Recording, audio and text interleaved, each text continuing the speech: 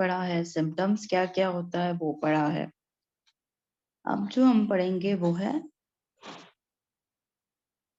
अच्छा, we will just before going to investigation, हम उसकी कॉम्प्लिकेशंस के बारे में पढ़ते हैं कि अगर हम फाइब्रॉइड को ट्रीट नहीं करते तो क्या होता है।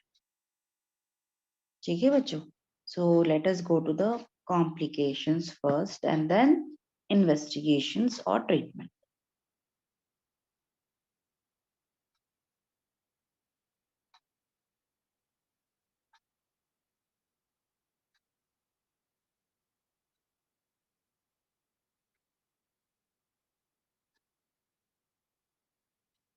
ओके, कॉम्प्लिकेशंस में बच्चों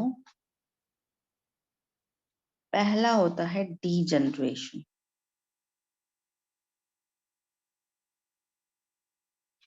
डीजनरेशन का मतलब होता है गलना या दूसरे टिश्यू में बदल जाना। ठीक है, गलना तो है ही बट वो दूसरे टिश्यू में भी बदल जाता है। ठीक है, दूसरे टिश्यूज में क्या क्या बदल सकता है डीजनरेशन में, उसमें आता है hyaline. Hyaline is like little bony type का। ठीक है, बट बोन के भी वो सॉफ्ट बोन वाले, नॉट द हार्ड बोन जहां पर कैल्सिफिकेशन होता है तो वो हार्ड बन जाता है, नहीं, ये सॉफ्ट बोन की बात कर रहे हैं हम। ठीक है बच्चों, so this is highline degeneration. Cystic degeneration माने सिस्ट की तरह रहेंगे, सिर्फ मल्टीपल सिस्ट होगा इस तरह से। ठीक है बच्चों, next is fatty. Fatty degeneration माने जो फाइब्रॉइड था इस तरह से वो लूप में अब वो फैट ग्लोब्यूल से भरा पड़ा है।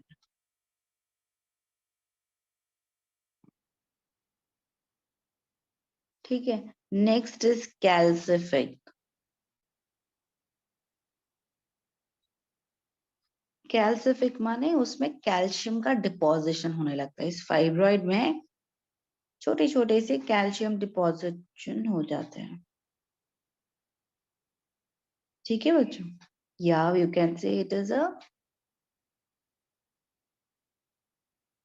Red degeneration and necrosis. Necrosis पहले बताएंगे एंड रेड बाद में, बिकॉज ये काफी रेयर है बट ये रेड डीजनरेशन बहुत इंपॉर्टेंट है बिकॉज ये प्रेगनेंसी में होता है, सिर्फ और सिर्फ प्रेगनेंसी में, बहुत ही एक्सक्लूसिव है। अगर किसी को फाइब्रॉइड है, रेड डीजनरेशन में क्या होता है, यहाँ पर आपको पता है प्रेगनेंसी के दौरान यूट्रस को ब्लड सप्लाई बढ़ता है या घटता है? प्रेगनेंसी में क्या होता है बच्चों, यूट्रस को खून ज्यादा मिलता है कि कम मिलता है? ज्यादा मिलता है मैम। ज्यादा मिलता है। अभी ये जो फाइब्रॉइड है बच्चों, उसको भी ज्यादा मिलता है खून। जब वो ज्यादा मिलता है, ज्यादा खाना खिलाओ तो क्या हो जाता है, मोटे हो जाते हैं लोग। पर यहाँ पर मोटे ना होके वहां पर वो, जैसे कि पेड़ों को अगर ज्यादा पानी दो तो तब भी मर जाते हैं, कम पानी दो सूख जाएंगे। बट जब ज्यादा पानी देते तो वो गलने लगता है, गलते गलते वो मर जाता है। उसी तरह से रेड डीजनरेशन में क्या होता है, फाइब्रॉइड के जो सेल्स होते हैं मायोसाइट्स, जिसकी प्रॉब्लम है, मायोसाइट्स गलने लगता है जब ज्यादा खून मिलने लगता है तो। ठीक है बच्चों,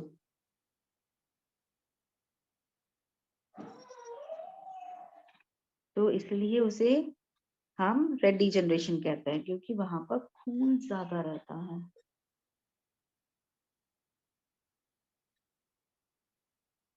ठीक है, जो खून ज्यादा होने के कारण वो गलने लगता है। तो ये है डीजनरेशन, ये डिफरेंट डिफरेंट तरीके का डीजनरेशन माने गलने का तरीका या गल के दूसरी टिश्यू बन जाती है। पहला कॉम्प्लिकेशन ये है। और जो रेड डीजनरेशन हम कह रहे हैं वो प्रेगनेंसी में होता है। ठीक है बच्चों, वो बहुत इंपॉर्टेंट है क्योंकि बिल्कुल मिमिक करता है जैसे कि लेडी को लेबर पेन्स हो रहा है, क्योंकि ये इतना पेनफुल होता है कि लेडी का पेन जो यूट्राइन दर्द है वो शुरू हो जाता है। ठीक है बच्चों, जिसको भी रेड डिजनरेशन होता है तो वो तो फॉल्स लेबर पेन हो जाता है या कभी कभार प्री टर्म लेबर में चले जाते हैं, तो इसलिए हमें ध्यान देना पड़ता है, एक्स्ट्रा ध्यान देना पड़ता है।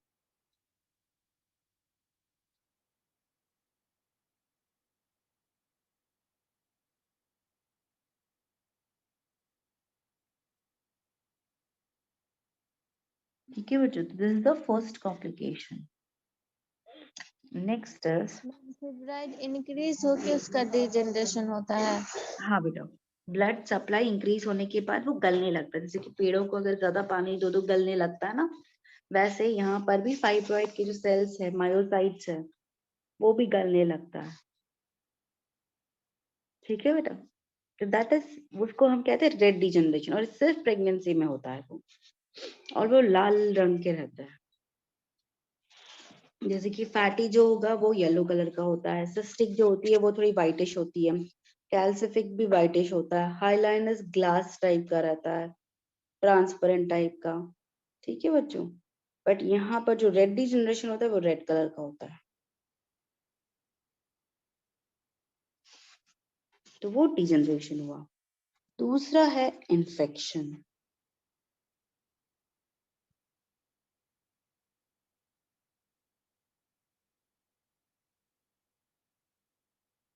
दूसरा है बच्चों इन्फेक्शन।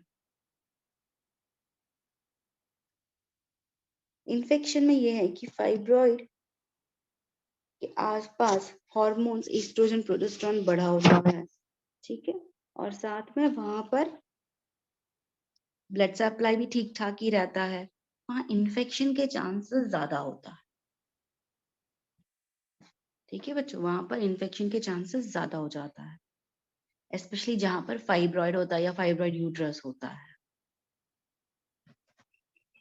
ठीक है बच्चों, और नेक्स्ट है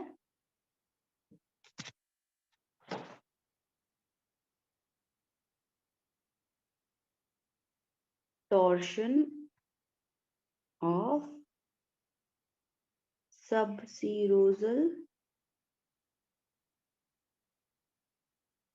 पेडंक्युलेटेड फाइब्रॉइड।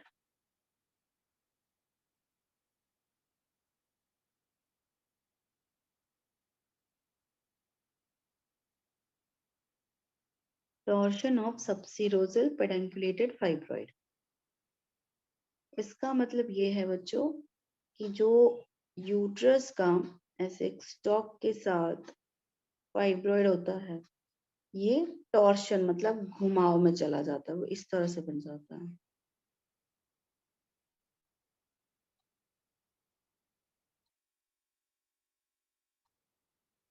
ठीक है बच्चों, जब कोई टिश्यू को खून नहीं मिलता है तो दर्द होना शुरू होता है।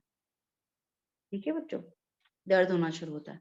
अच्छा, आप लोगों ने ये देखा होगा कि खाने के बाद बोलते हैं कि दौड़ना नहीं चाहिए, है कि नहीं बच्चों?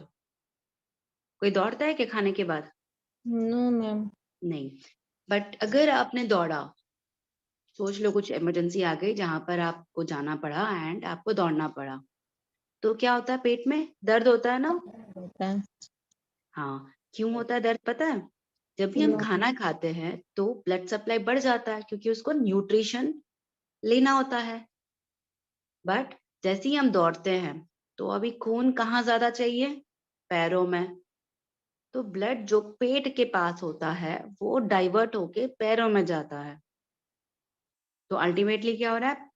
ब्लड सप्लाई कम हो जाता है। ठीक है, पेट को जहां पर चाहिए ब्लड सप्लाई कम हो जाता है, जिसके कारण वहां पर दर्द होता है। ठीक है बच्चों, बहुत ही सिंपल है, जब भी हम खाना खाने के बाद दौड़ना नहीं चाहिए। अगर बाय चांस दौड़ते हैं तो पेट में दर्द होता है, द रीजन इज वहां पर ब्लड सप्लाई कम हो जाता है। कहीं पर भी शरीर में अगर ब्लड सप्लाई कम होता है, फॉर एग्जाम्पल हार्ट अटैक में भी क्या होता है? हमें छाती में दर्द होता है, क्यों होता है? क्योंकि ब्लड सप्लाई कम हो जाता है। बस यहाँ पर भी वही सीन है बच्चों, ये स्टॉक से ब्लड जा रहा है, ठीक है, जब वो खून जाता है तब तक ठीक है, बट अगर ये ट्विस्ट हो गया, ठीक है बच्चों, अगर ये ट्विस्ट हो गया तो क्या होगा, खून जाना बंद हो जाता है। अगर ये ट्विस्ट हो गया तो क्या हुआ, खून जाना बंद हो जाता है। जब खून जाना बंद हो जाता है तो नेक्स्ट सिम्टम क्या आएगा, पेन होगा, सिवियर पेन, बहुत खतरनाक पेन होता है। ठीक है बच्चों, इतना पेन होता है कि उसके कारण उल्टी, पसीना, ठीक है, बहुत कुछ रहता है उसमें, बहुत सारी प्रॉब्लम्स आ जाती है। आप एक स्पॉट में मतलब एक ऐसे बैठे नहीं जा सकते, उतना ज्यादा दर्द होता है, सिवियर पेन होता है। तो ये भी एक कॉम्प्लिकेशन है, बट ये कौन से टाइप ऑफ फाइब्रॉइड में देखा जाएगा, पेडंकुलेटेड सबसिरोजल में। ठीक है, मतलब जिसका स्टॉक है और वो सब सिरोजल टाइप का होना चाहिए। सिर्फ उन्हीं में आप देख सकते हो ये कॉम्प्लिकेशन, वो है टॉर्शन। ठीक है बच्चों, ओके। नेक्स्ट कॉम्प्लिकेशन इज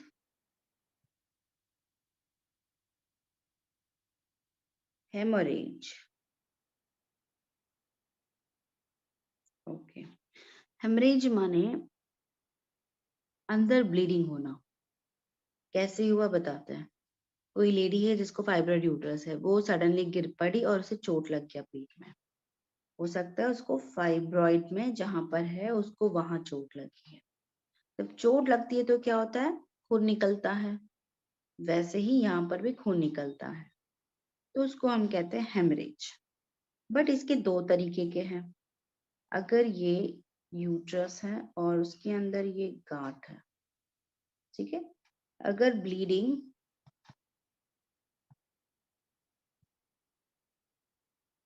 अंदर हो रही है, इंटरकैप्सुलर हो गया।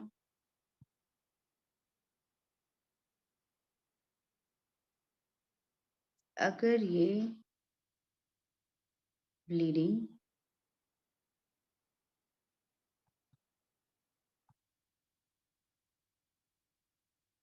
अंदर ही नहीं बाहर हो रहा है, क्योंकि यहाँ पर वो क्रैक हो गया कैप्सूल, उसका जो कवरिंग होती है वो क्रैक हो गया है, तो ब्लीडिंग क्या होता है, बाहर जाता है। This is extra capsular.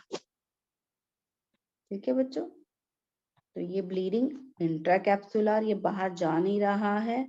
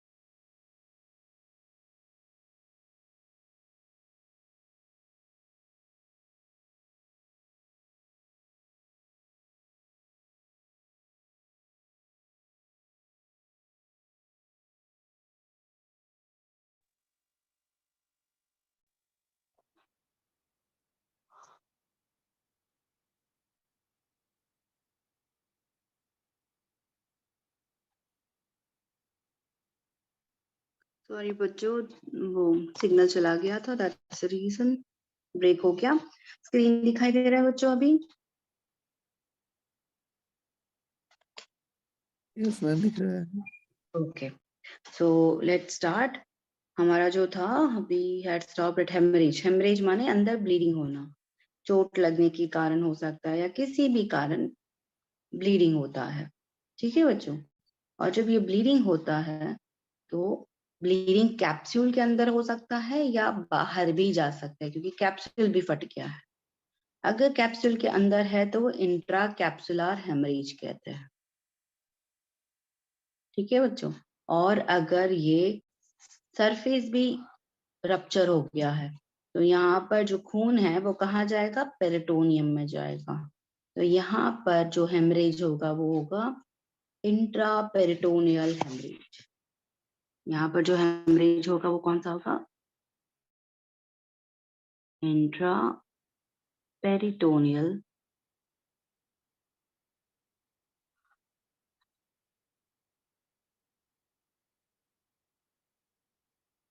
Haemorrhage. ठीक है बच्चों, तो जो खून ब्लीडिंग हो रही है वो पेरिटोनियम में जा सकता है या सिर्फ कैप्सूल में भी रह सकता है। अगर कैप्सूल इंटैक्ट है तो कैप्सूल के अंदर ही रह जाएगा। ठीक है, वो अगर नहीं फटा है तो वो वहीं रहेगा। अगर वो भी फट गया है तो वो ब्लीडिंग बाहर चला जाएगा। बाहर माने पेरिटोनियम में चला जाएगा। ठीक है बच्चों,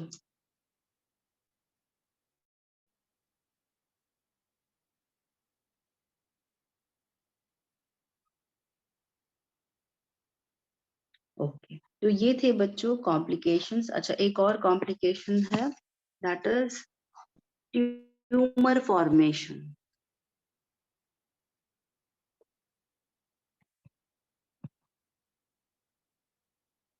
ये बिनाइन ट्यूमर है, आप सबको पता है, बट ये मैलिग्नेंसी में बदल सकता है।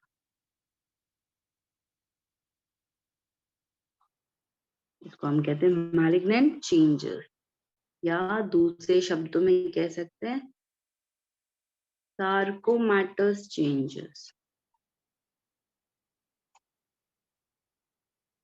ठीक है बच्चों, ये है सार्कोमेटस चेंजेस या मैलिग्नेंसी के चेंजेस। ये बहुत ही रेयर है, लगभग 0.5 to 0.8% है।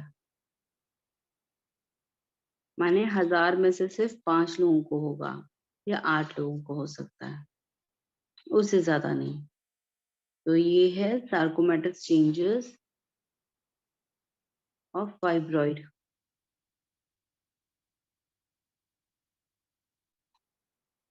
ठीक है बच्चों, तो ये है complications of the fibroid.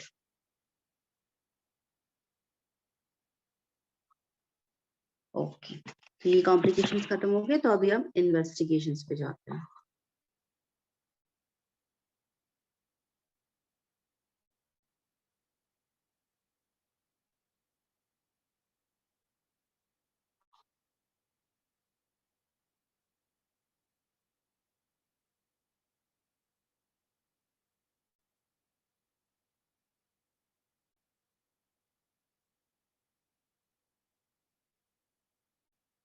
Okay, coming to the investigation. पहला टेस्ट क्या कराएंगे बच्चों फाइब्रॉइड पता करने के लिए? USG. USG ma'am. Very good, USG, बहुत बढ़िया। अल्ट्रासाउंड या यूएसजी। यूएसजी बच्चों दोनों टाइप कर सकते हो, ट्रांस एब्डोमिनल भी कर सकते हो या आप कर सकते हो ट्रांस वजाइनल। ट्रांस वजाइनल को टीवीएस कहते हैं, ट्रांस एब्डोमिनल को टीएएस कहते हैं। ठीक है बच्चों, तो यूट्रस उसका अल्ट्रासाउंड बहुत इंपॉर्टेंट है, और अल्ट्रासाउंड में हमें लगभग सब कुछ पता चल जाता है। ओके, जैसे कि ये अल्ट्रासाउंड में हमें क्या पता चलेगा? नंबर ऑफ फाइब्रॉइड,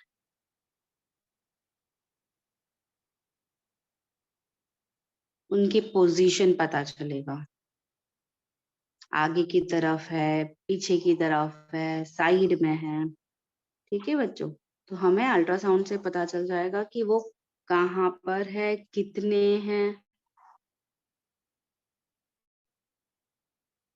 ठीक है बच्चों, तो ये चीज हमें बहुत जरूरी है। तो इससे हमें पता चलता है कि हमें मोड क्या होगा, ट्रीटमेंट का मोड, ये हेल्प करता है। ठीक है बच्चों, तो पोजीशन हो गया, एंड इवन टाइप पता चलेगा। टाइप माने whether it is a submucosal, intramural,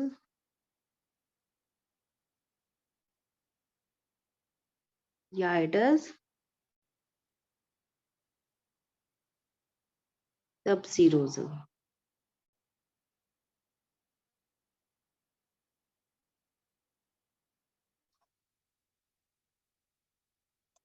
ठीक है बच्चों, सो इट इज ट्रांस। तो अल्ट्रासाउंड में हमें क्या क्या पता चलेगा, नंबर ऑफ फाइब्रॉइड्स, पोजीशन, कहाँ आगे की तरफ है, साइड में है, वो सब, इवन टाइप ऑफ फाइब्रॉइड। जब ये हमें अच्छे से पता चल जाए तो ये बहुत इंपॉर्टेंट है हमें ऑपरेट करने के लिए, ये इंफॉर्मेशन जरूरी है। ठीक है बच्चों, अगर हमें और डिटेल में जानना है और अच्छे तरह से उसका डिमार्केट करना है, कभी कभार कुछ फाइब्रॉइड्स ऐसे होते हैं जो ब्रॉड लिगामेंट फाइब्रॉइड कहते हैं, जो यूरेटर तक जाता है, पेशाब की नली तक जाता है वो। ठीक है, जब अगर ये कुछ फाइब्रॉइड्स पेशाब की नली तक जा रहा है तो हमें ध्यान देना होता है कि वो पेशाब की नली को दबा तो नहीं रहा है।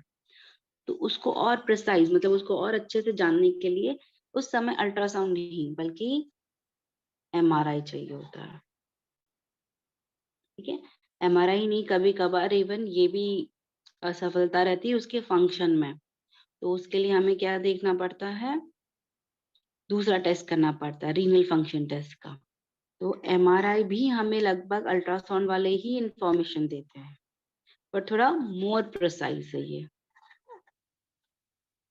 बट मोर प्रिसाइज इंफॉर्मेशन ले तो सकते हैं, बट उसका कॉस्ट भी देखना पड़ता है। This is very costly, not costly, very costly. मतलब उस दाम के लिए वो इन्वेस्टिगेशन का काम नहीं है। जब आपको वो अल्ट्रासाउंड से सारी इंफॉर्मेशन मिल रहा है तो आप एमआरआई क्यों करना चाहेंगे। एमआरआई हम तब करते हैं बच्चों जब एक्चुअली बहुत ज्यादा इम्पोर्टेंट हो। जैसे कि अभी हमने कहा कि वो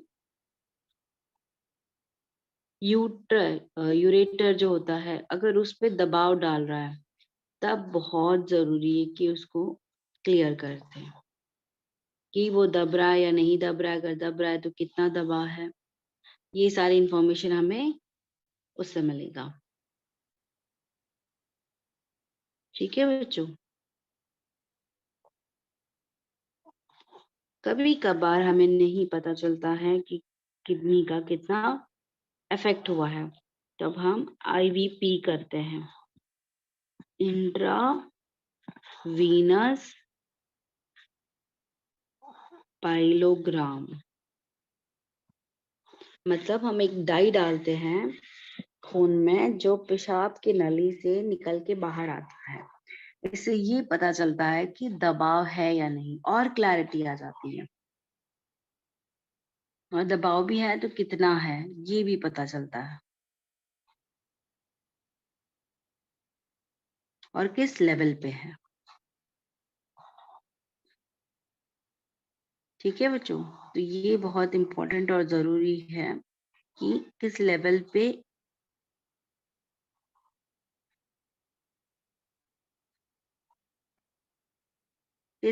पे फाइब्रॉइड इसको दबा रहा है, यूरेटर को। इसलिए हमें ये पाइलोग्राम माने किडनी के फंक्शन के बारे में बताता है ये।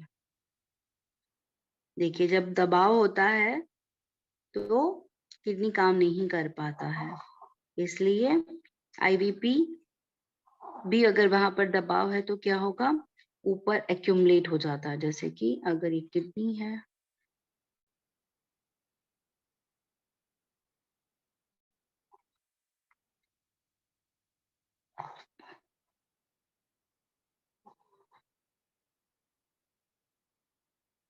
ओके, ठीक है बच्चों, ये किडनी और यूरेटर है। अगर दबाव है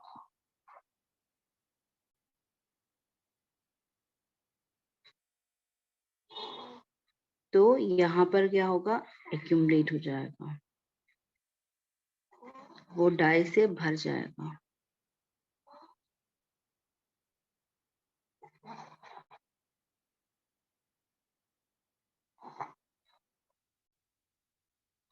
ठीक है बच्चों, तो आईबीपी भी बहुत जरूरी है। ओके, नेक्स्ट इन्वेस्टिगेशंस हो सकते हैं हिस्टेरोस्कोपी।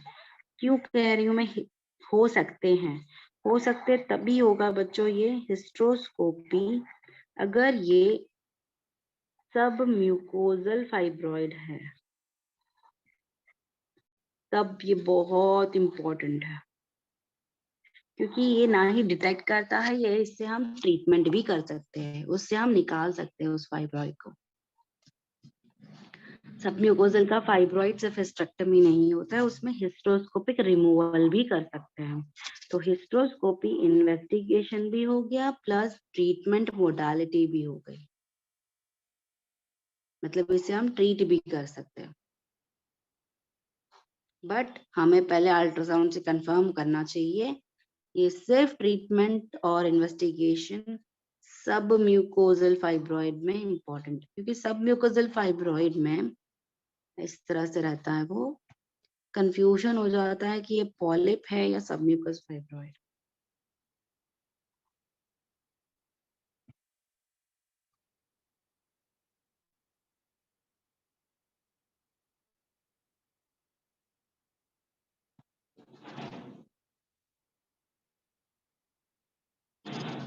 ठीक है बच्चों, ये सब म्यूकोजल फाइब्रॉइड है, तो ये हमारे investigation as well as treatment के लिए बहुत जरूरी है।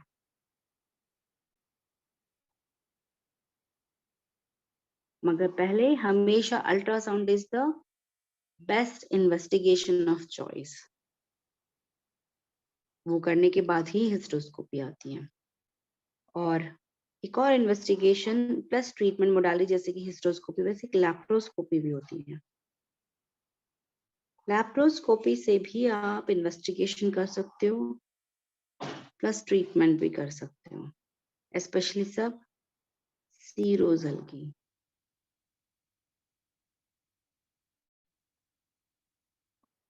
पहले तो ये सिर्फ सब सीरोजल के लिए लिमिटेड था, बट अभी हम मायोमेक्टमी कर सकते हैं, माने रिमूवल ऑफ फाइब्रॉइड कर सकते हैं।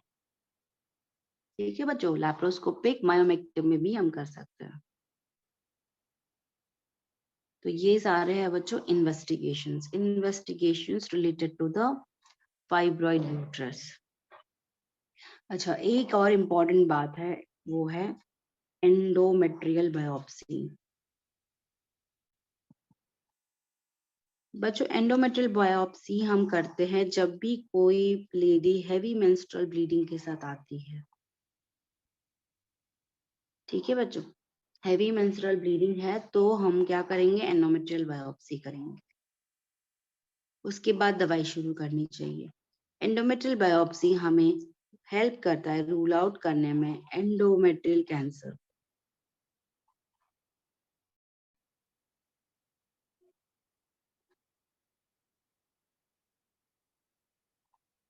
ठीक है बच्चों, एंडोमेट्रियल बायोप्सी हेल्प करता है एंडोमेट्रियल कैंसर को रूल आउट करने के लिए।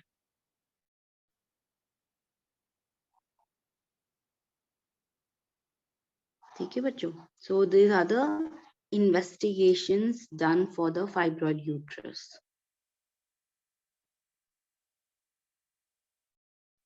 ओके बच्चों, वैसे टाइम अप हो गया, सो आई स्टॉप द गायनी वाला पार्ट भी यहीं पर। बचा है सिर्फ प्लेन ट्रीटमेंट। ट्रीटमेंट जो है हम संडे को लेंगे, तो Saturday there is no class, Sunday को ऑप्शन गायनी दोनों क्लासेस लेंगे। ठीक है बच्चों, एंड संडे का क्लास जो है 6 बजे को शुरू होगा, सुबह ही ले लूंगी and it will be at 6 o'clock. Okay बच्चों, तो see you on Sunday. Bye बच्चों।